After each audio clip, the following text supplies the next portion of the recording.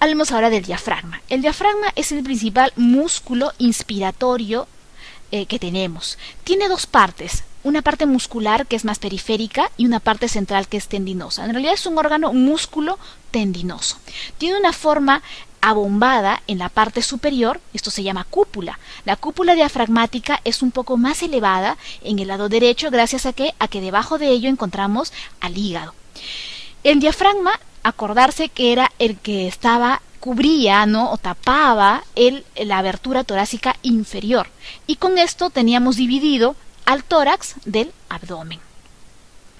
Las inserciones del diafragma son por delante del apéndice sifoides, hacia los lados tenemos los rebordes costales, la costilla número 11 y número 12, y finalmente termina en los ligamentos tendinosos y en los pilares derecho, que va a terminar a nivel de la vértebra lumbar L1 y L4, y el pilar izquierdo que termina en la vértebra lumbar L1 y L3.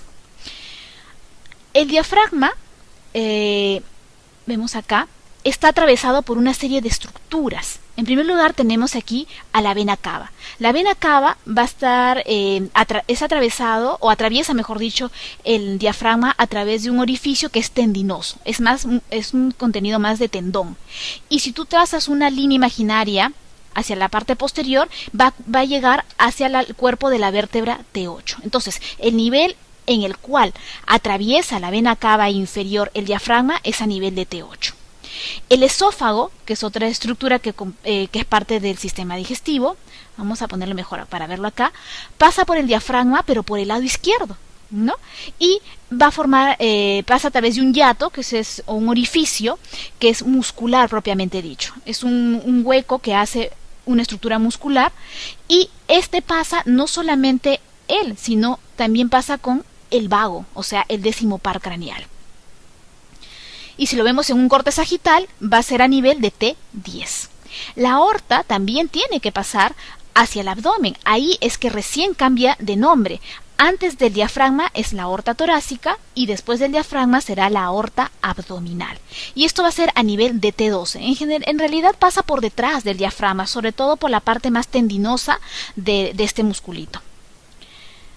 Este es un resumen de las estructuras que atraviesan el diafragma, que no solamente son esas tres, son las principales, ¿no? Tenemos acá el hiato aórtico, que va a pasar por ahí la aorta, el conducto torácico y las venas ácidas y hemiácidos.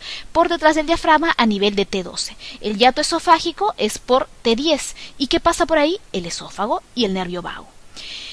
El orificio de la vena cava es a nivel de T8, y por ahí que pasa la vena cava inferior, y después hay una serie de estructuras que son nervios, ¿no?, y algunos vasos que van a pasar sobre todo, pero o bien por detrás o bien por delante del diafragma.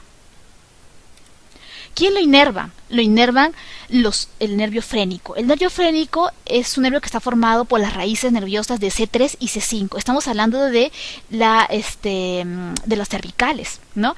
Y la inervación sensitiva también se hace por C3 y C5 y algunos nervios intercostales de T5 a T11. ¿Quién irriga el diafragma? Arterias frénicas, musculofrénicas, y ¿quién lo drena? También las venas musculofrénicas y pericardiofrénicas.